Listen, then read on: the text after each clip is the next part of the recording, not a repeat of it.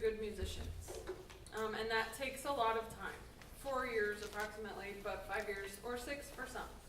So we don't have a lot of time in lessons to go over how to actually get a job once you're out.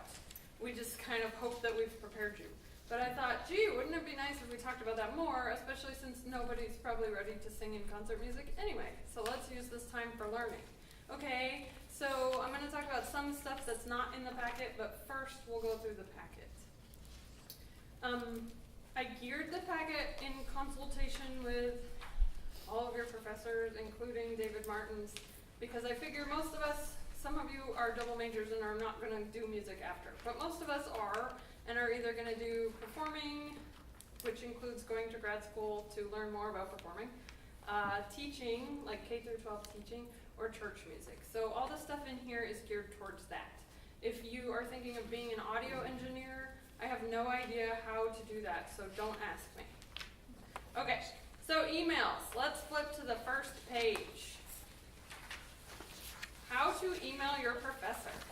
This is not just about emailing one of us. This is emailing any professor ever. Okay, so here's a template you can follow, and there are numbers.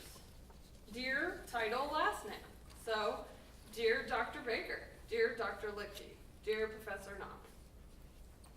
Okay, then the next line. This is a line that recognizes our shared humanity.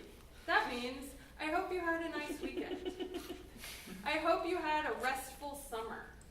Something that acknowledges that they are a human being in addition to being solely there to teach you things, okay? Because let's be honest, we only email our professors when we need something. That's okay. Usually we only email anyone when we need something. I never just email Dr. Licky and say, hi.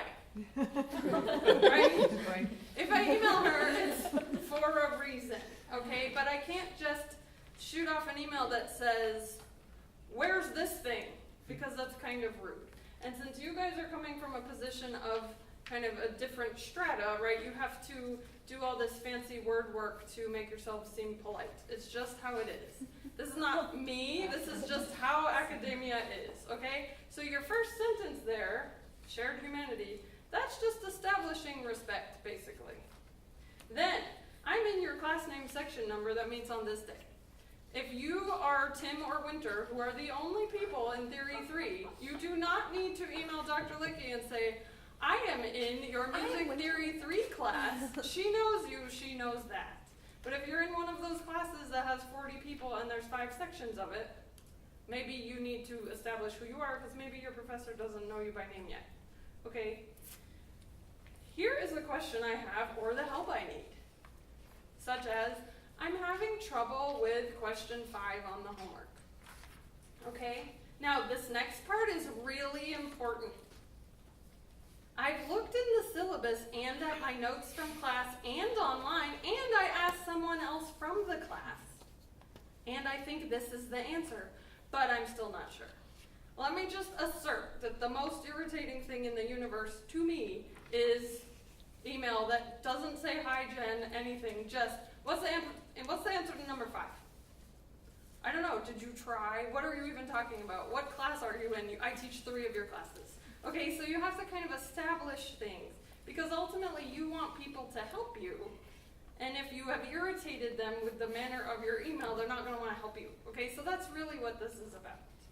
Okay, so you're establishing there that you have tried and you just couldn't figure it out. That makes us want to help you as much as we possibly can. Okay? So then, this is the action I would like you to take, such as, could you walk me through how to find the answer to number 5 or whatever?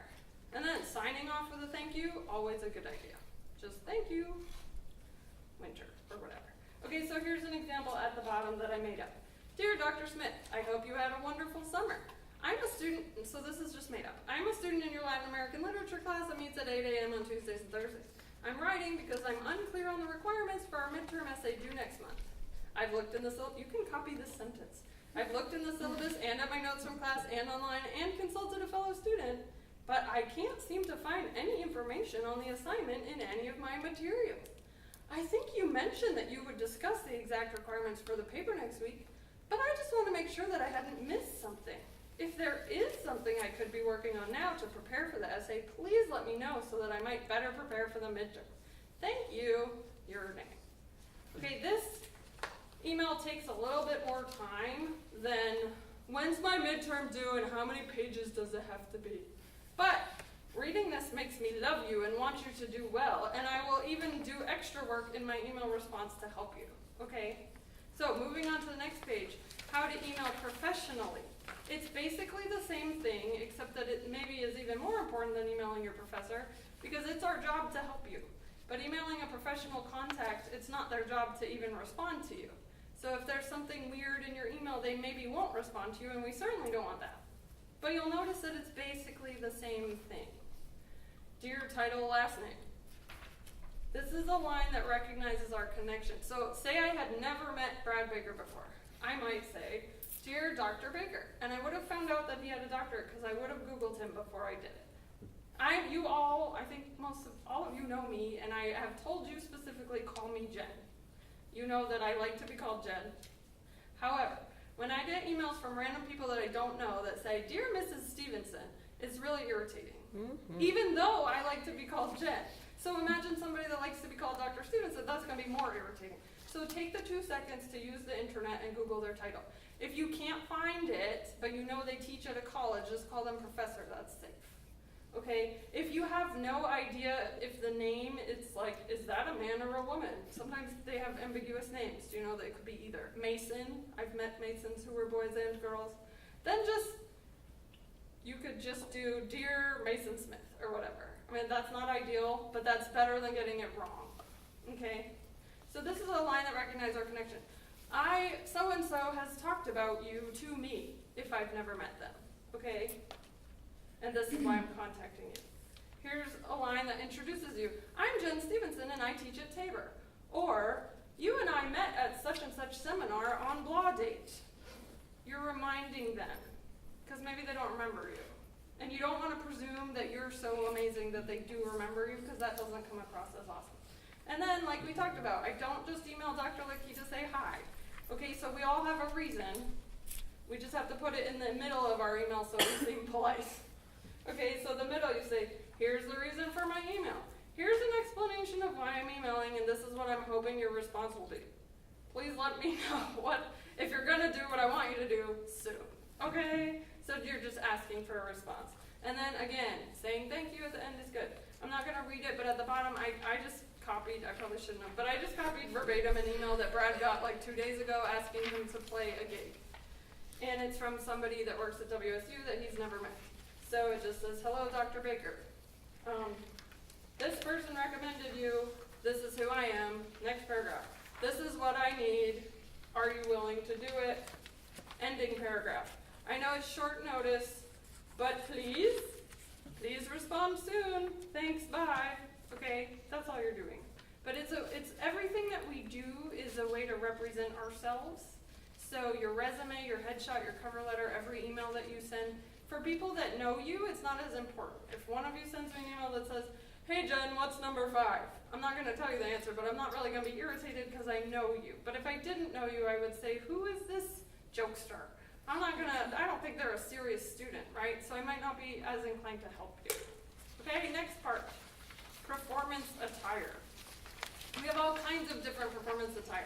Under choir, you don't have to worry about it because we have outfits, right? But sometimes outside of school, we don't have outfits. So here's kind of the standard 4, but there are certainly many more than this, okay? Concert black for men usually is just your tux. Women have a lot of different options, but it's usually black dress or black separate skirt or pants, black stockings or socks. And whoever is in charge of the event will usually tell you, and you're usually not going to wear concert black if you're a soloist.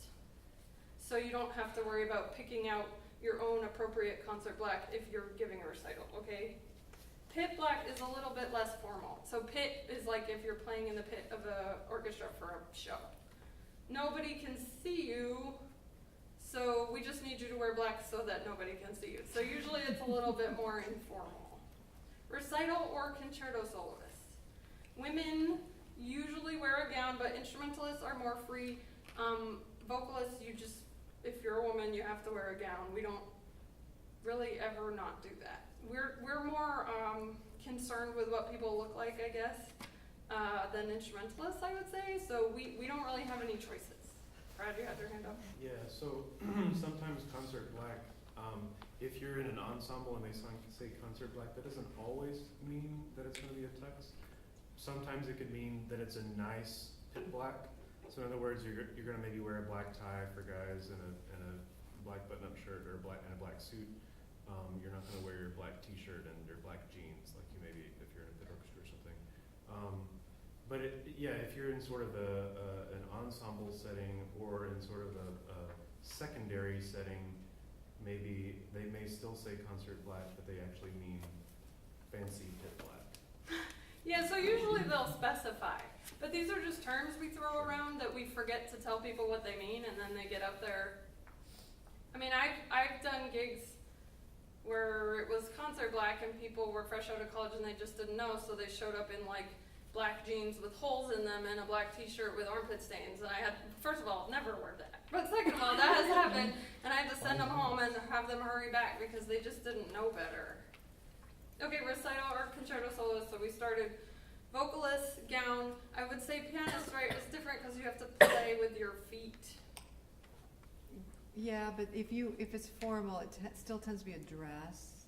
The guys a suit, but when you sit down, you just have to, girls, make sure it comes to your knees. Yeah. Some modesty things there. So. And men wear socks that are long enough to cover your legs. Yeah. Because I've been in a lot of recitals where the pants come up so high and you see like inches of leg, and it's like that's really awkward and unsightly. Yeah. You can't stop looking at it.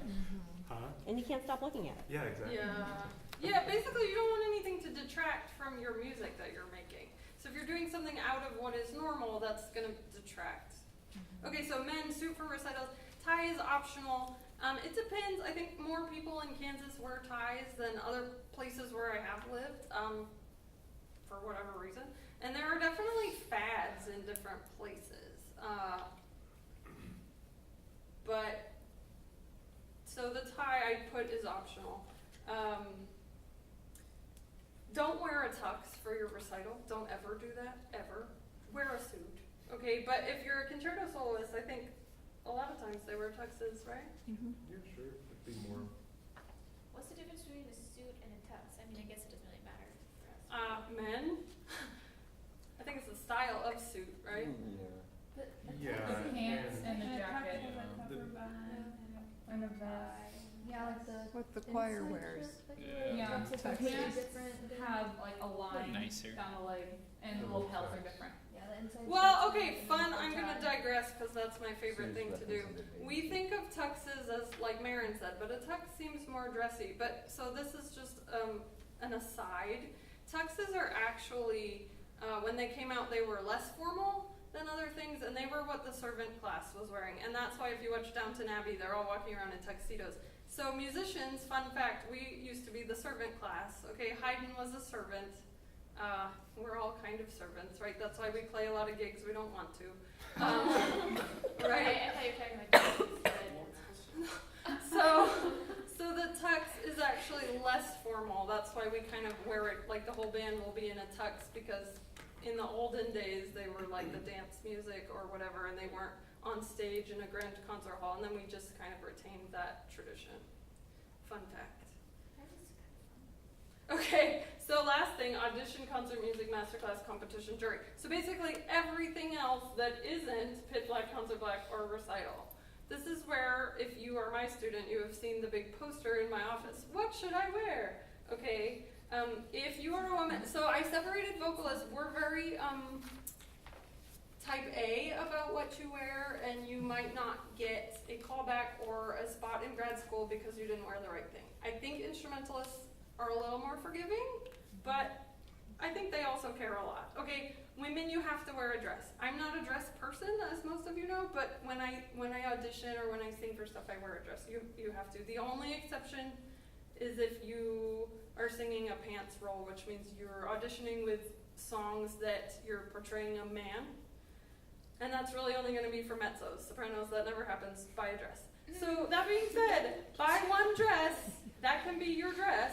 Who cares if you wear that one every time? Who's gonna know except for us, because we're with you all the time. But if you go audition for 3 different grad schools, they're not gonna be at each one. So if you wore the same dress, who cares? Nobody will know. Okay, so don't feel like you have to invest millions of dollars. I think for instrumentalists, pants are more acceptable than for vocalists. And vocalists, we have to wear heels. It's just when you wear flats, I don't know, people don't like it. You have to wear heels. I think instrumentalists can wear flats, it seems. Yeah, don't wear crazy heels. Because then you walk into singing and you're this way, and that doesn't scream professionalism either, okay? So men, suit with optional tie, dress shoes, or depending on the situation, if you're doing a master class, that means you're participating in a master class. So like when we have Amy Prickett come here and do a master class in concert music right before the Voice Festival, if you're in it, you should be in your concert music outfit, which makes sense because we have it during concert music, but if we had it a different time, you would still dress up. Okay, so men would wear a suit with optional tie, or you could wear slacks and a jacket. Okay, so sample resumes. I put them in order of church music, K-12 ed, and performance. Okay, so the first one is one that David Martin sent me. Okay, so you've got the most important thing I would say for your resume is that your contact info is on it. Because if it's not, how are you going to get contacted? If they really want you, they have no way to contact you. Okay, so at the top, professional summary, you're just talking about yourself in a few sentences. Core qualifications. So in order to make a resume, you need to read a job posting. And you could have a general resume that suits a lot of things, but you're going to tweak it for everything. You're not going to send the same one, and you'll see, because I put my own resume in here for church music and for performance, and they're totally different. I would never send the same one because it doesn't address the same qualification. Okay, so qualifications, and then experience. So you've got the dates on there, where you were at, and then at the very bottom, education, which is your completed degree. If you haven't completed it, you can say anticipated May 2019 or whatever. So education's at the bottom because we just care that you have it, that you are educated, and that you can do what you should be able to do. Other than that, it doesn't matter. It matters that you have it. It doesn't matter if you went to Yale or Yale Community College, okay? It just matters that you went somewhere and they have a degree. That is a made-up school. Okay, next one, me. So this is my church one, and this is 2 pages because I'm pretentious. Usually you want to keep your resume at 1 page, especially for you guys because you're young. Okay, so I put my education at the top for whatever reason. Oh, this was actually my real resume that I just sent off to a church job. I just started working at a church in Wichita. So this is the real one that got me the job. Okay, so I put my education at the top because I wanted to show that I had education that backed up the job. Okay, then I put experience in church music because it was a church music position. Then if you flip the page, is the second page, I just put some conducting. The job is conduct the choir. So I put choral conducting experience there. And I separated it out, university, additional, which for me was public school, and then shows. And then at the bottom there I have university teaching. That's just because I wanted to show that I've conducted a lot of choirs and I could do the job, okay? So I didn't put a lot of stuff on there. I didn't put all the voice teaching I've done.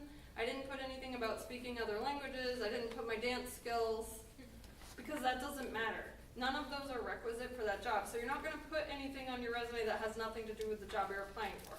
That's wasting space, and then the people looking at the resume will say, this person's not very organized.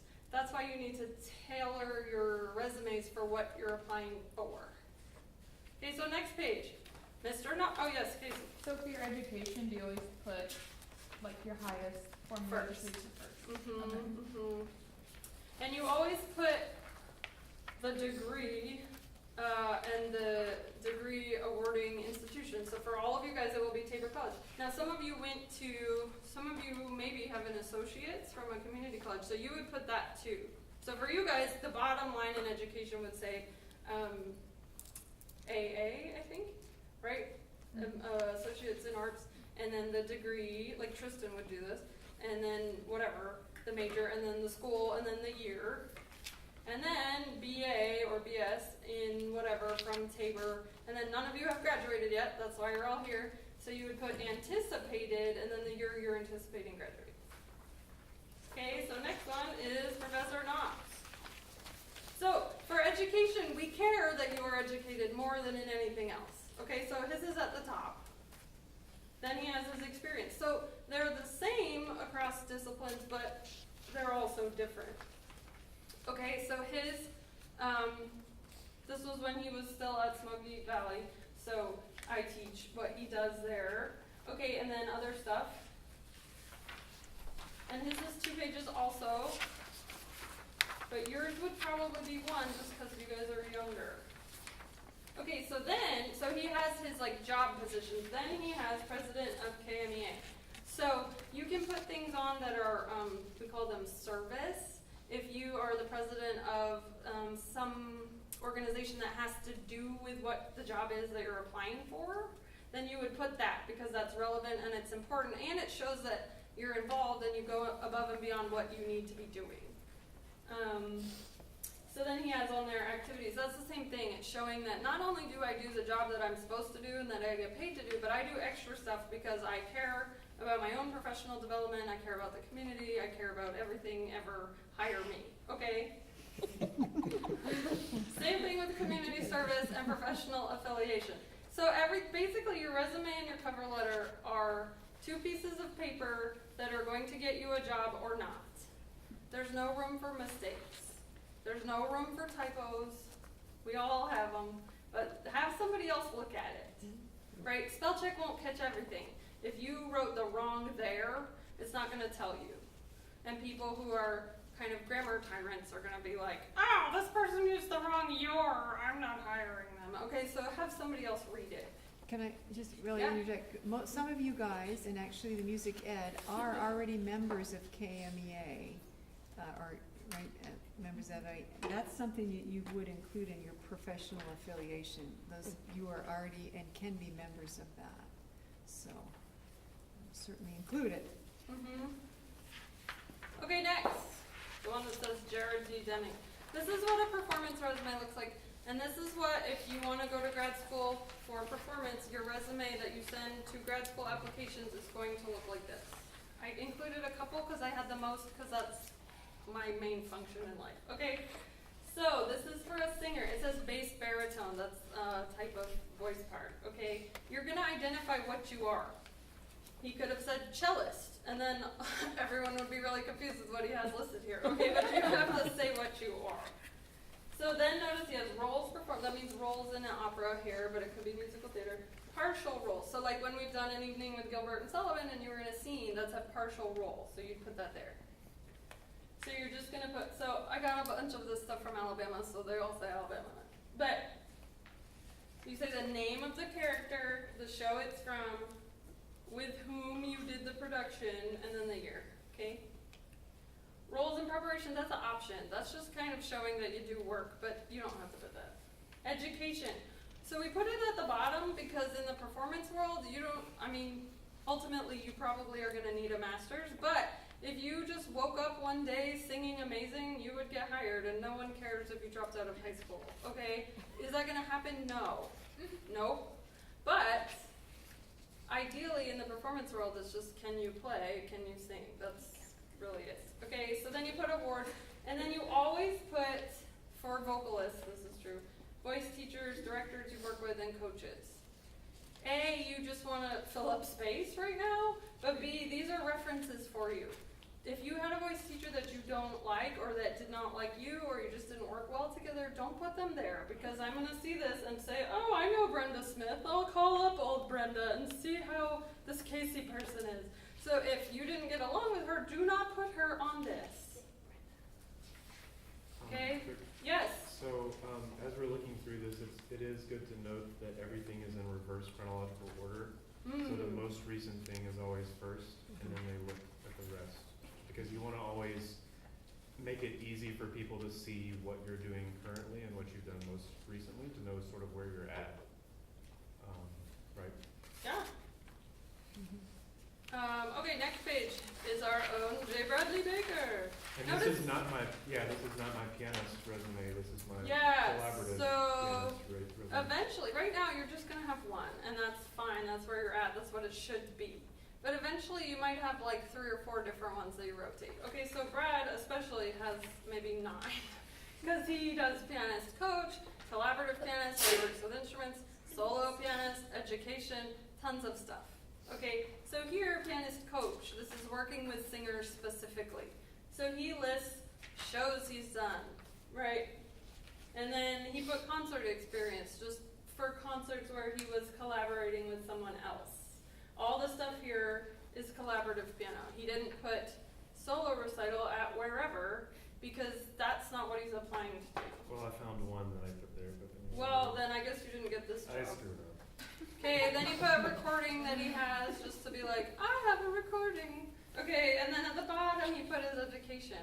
Again, at the bottom, because if he played really well and knocked it out of the park, no one would care that he was Dr. Baker or just Brady B. Okay, nobody would care. They just wanted to be able to play the piano.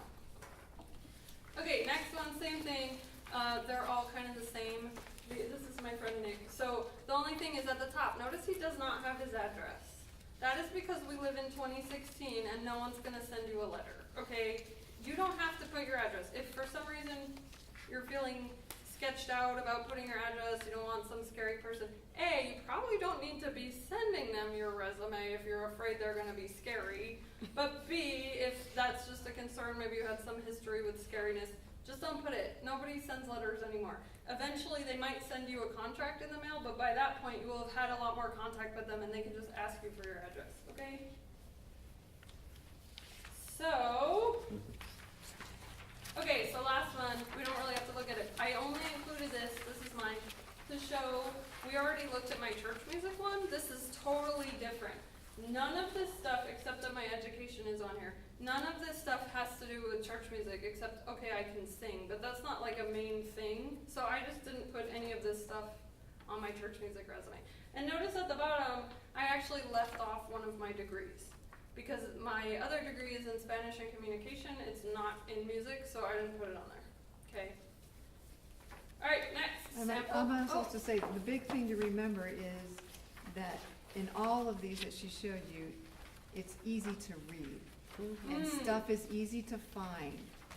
We can get to information. Somebody who's interviewing, they don't want to read every word. They want to find a bullet point and get some information. So it's quick information. It's like a 10-second sale that you can do. So it's easy to find and easy to read, all of these. So. Yeah, speaking to that, a lot of jobs or grad school applications, or if you want to audition for a show or a company, they might get 200, they might get 1,600. So how much time do you think they're going to spend with each one? It's going to be this. Marin, went to college, did some stuff. Okay. So in that amount of time, somehow you have to get this to make it into this pile.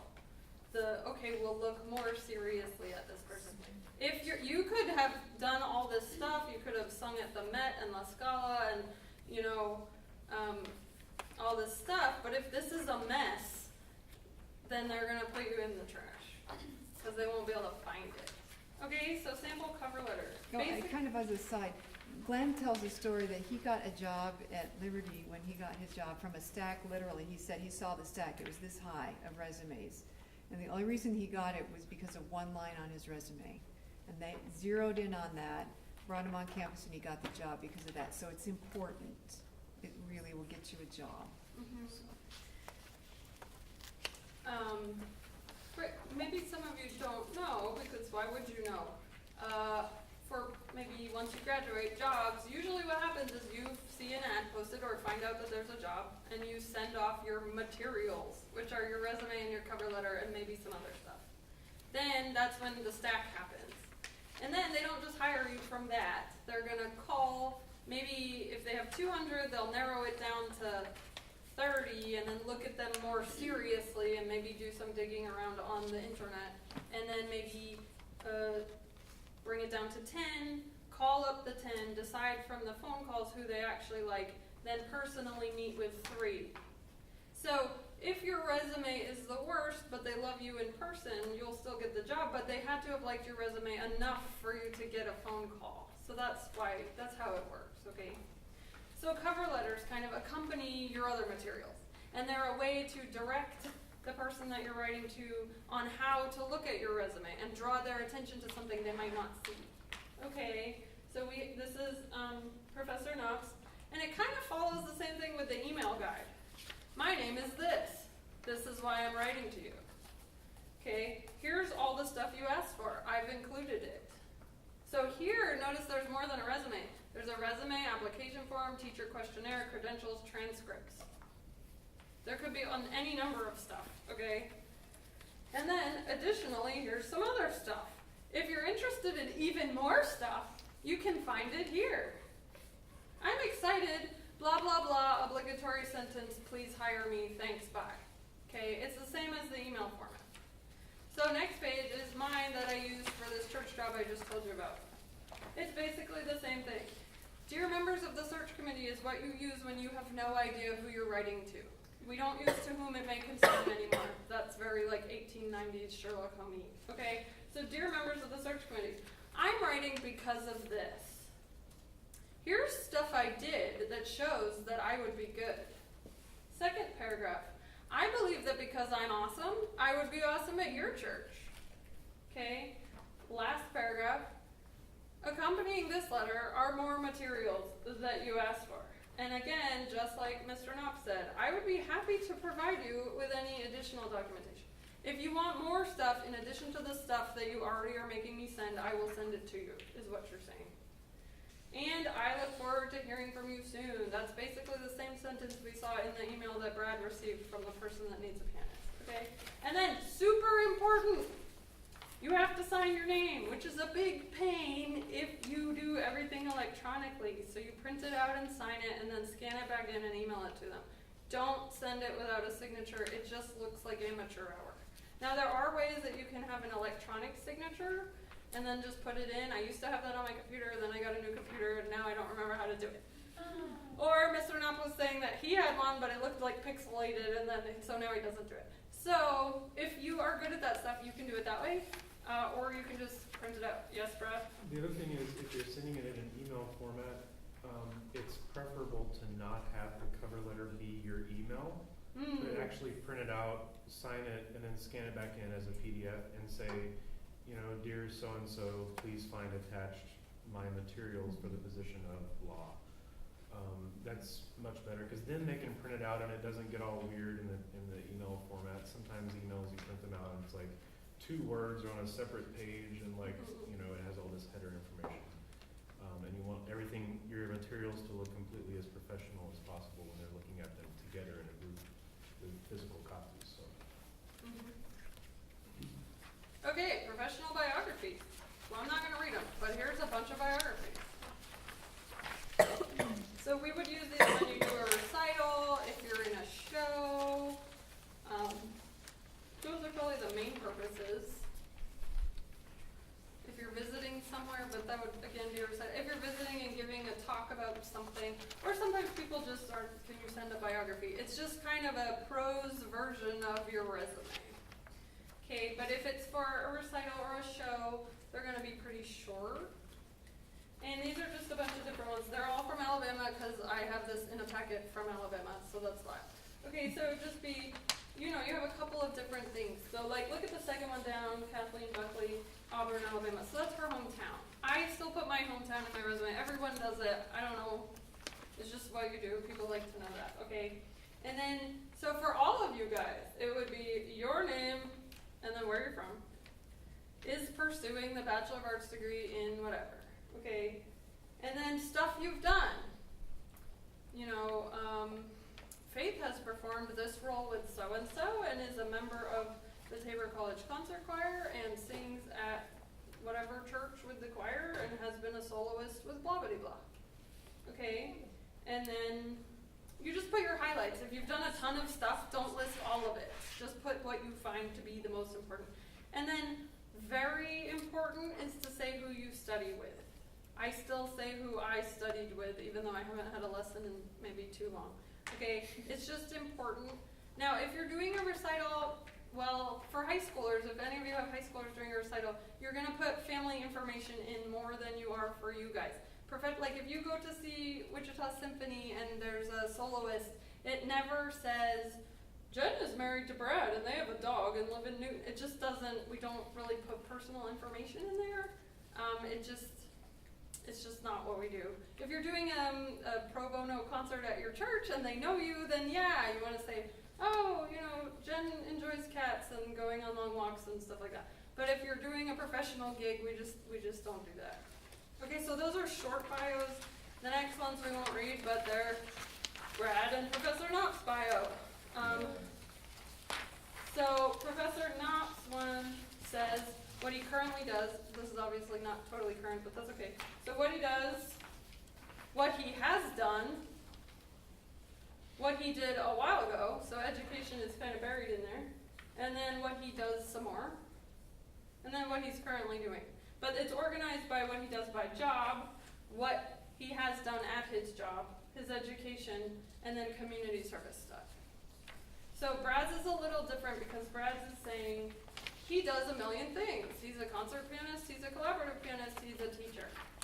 So then he has, anything you assert that you are, you have to then explain why you're saying that. Okay, so the first paragraph is like, Brad's a collaborative pianist because he has collaborated with such and such and blah blah blah. Also, he likes to teach, and he used to teach at these places, and in the very bottom, he went to school once upon a time. Again, for performance bios, school is not, it's important, you put it in there, but it's not the main thing. Okay, the last thing in the packet, and then we have a I was couple gonna say, things. some of these might be things you would see on your website.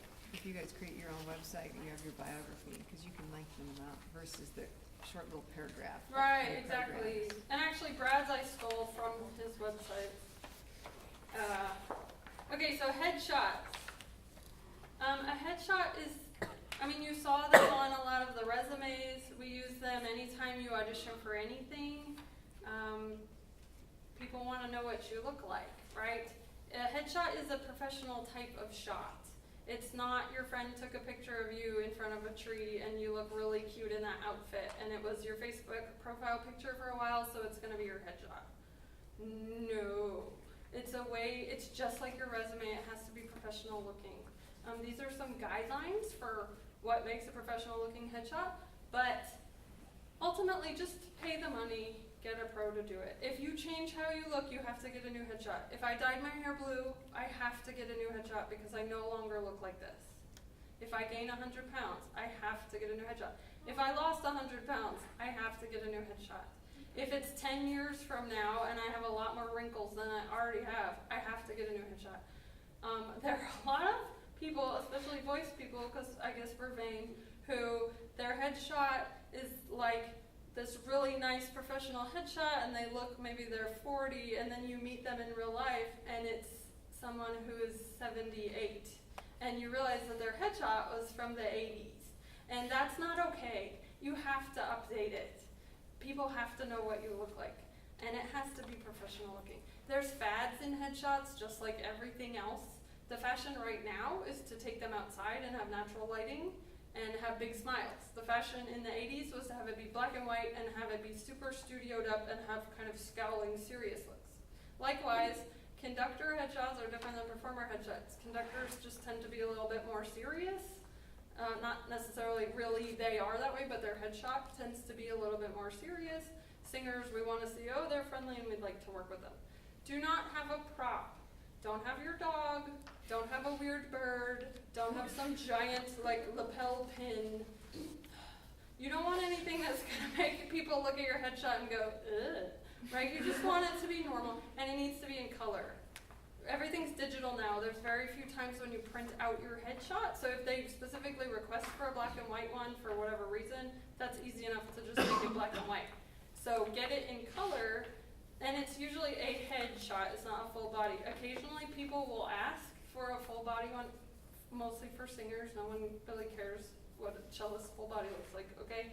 But, so if you go and get a headshot taken, none of you need that really right now, but if you're gonna start applying for things, then you do. Get them to do a full, usually they'll do multiple shots in a setting and you don't have to pay for multiple things. So get a full body one and get an actual headshot. And look at them. You know, you have the right to look at it before you buy it. So make sure that they get a shot that you like, and if they don't, then they'll just take more. But make sure that it's something that you feel like represents you. And take a friend with you to help you determine what's good, because I know for myself, I'll like a particular shot and it's like, no, that's awful. Or just have somebody there, if your hair's doing this, Yeah. somebody there to do that, you know? Because there's only so much we can do with picture touch-up. Okay, so just a couple more things that aren't in the packet. Networking. We talk about networking a lot, and it stresses some people out. Networking doesn't mean wandering around like a crazy person and introducing yourself to everyone you see, because they won't remember who you are. For this point, you can just remember that networking is that when you all graduate 10 years from now, many of you will be working in music. And many of you will need to call on other people for something. Oh gosh, I really need a good mezzo-soprano soloist because I don't have one at the school I'm at. Oh, Casey and I were friends in college. I'm going to call her up and see what she's doing. She's part of your network. Everyone you know is part of your network. Everyone that comes for the Voice Festival is part of my network. Hey, friend from school or that I've worked with, can you come and do this? Can you come judge this thing? Can you please help me in some way? Okay.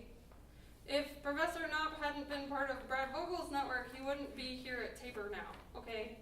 Because Dr. Vogel said, we want you to come work here. And we're all very glad. So, but if Professor Knopp hadn't been out in the community meeting people, if he had just been like a turtle in his own office and not doing anything, we wouldn't have him here now, right? So it's important to not necessarily go around crazily and meet everyone. It's just important to meet some people and get along with them and keep up contacts with people that you do meet.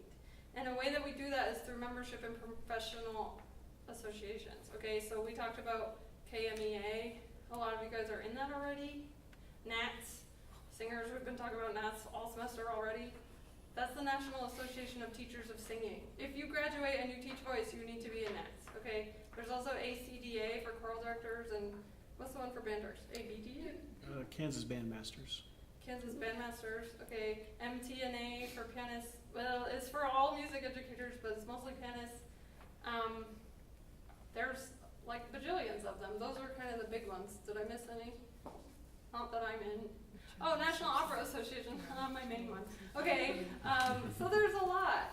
You need, maybe not now, but when you graduate, you need to be in one. You need to be not just in the place that you're employed, but you need to meet other people, because if something happens, heaven forbid, and maybe your school shuts down, you need to know people that can help you when you call them and say, hey, I just lost my job, is there anything open?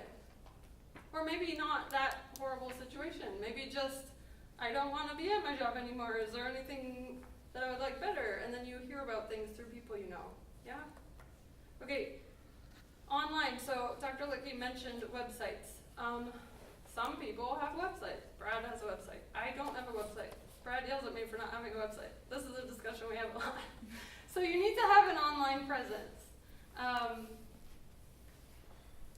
But for most of us, we're not going to have a website, but what we do have is Twitter, Instagram, Facebook, whatever else you do, okay? This is especially a concern for you guys.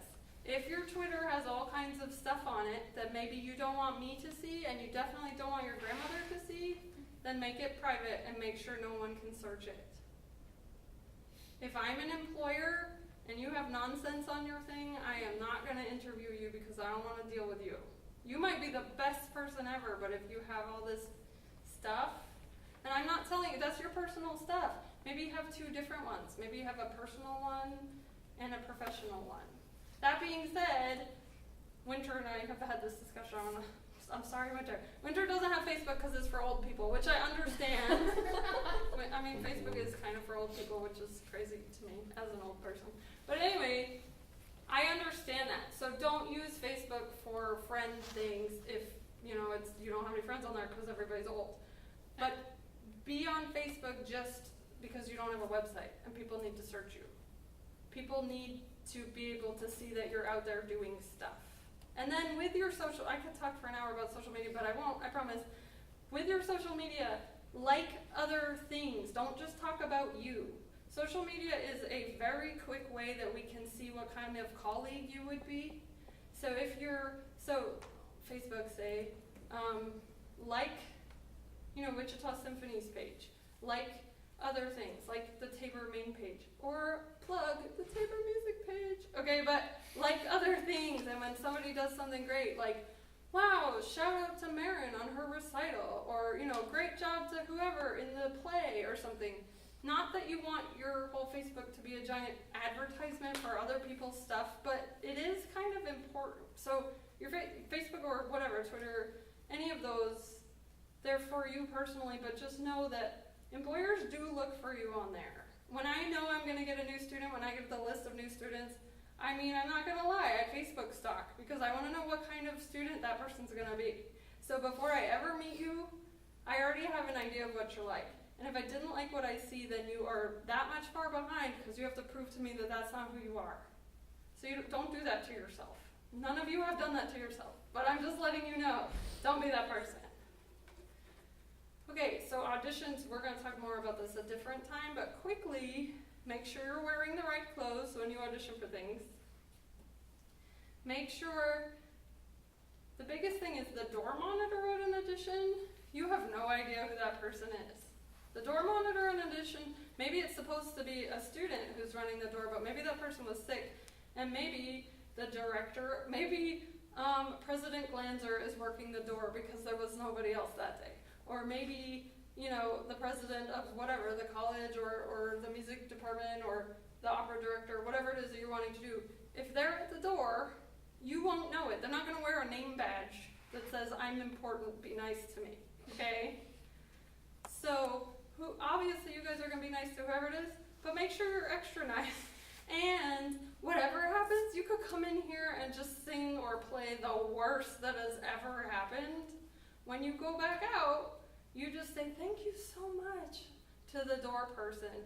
You don't complain, you don't say anything negative because you don't know who they are. And also because you don't do that anyway, but you have no idea. Same thing with the pianist who plays for you. That person is very often the one making the casting decision, and the person sitting in the auditorium is the assistant. But nobody tells you that. Nobody at auditions wears name tags, right? I mean, think about when you came to Tabor to audition or just check it out.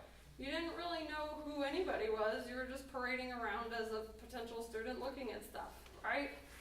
So just know that at any time something you say could be really important, so just be guarded, okay? Does anybody have any questions? The moral of the story is do a good job all the time, okay? Which you obviously all already do. Dr. Lickey, do you have anything? Questions for anybody? Thank Are there you any very much. resumes, like, operas that you would have to put like your height and things like that on? Musical theater resumes are going to look exactly like those performance resumes, but they're going to say your height, your weight, your eye color, your hair color.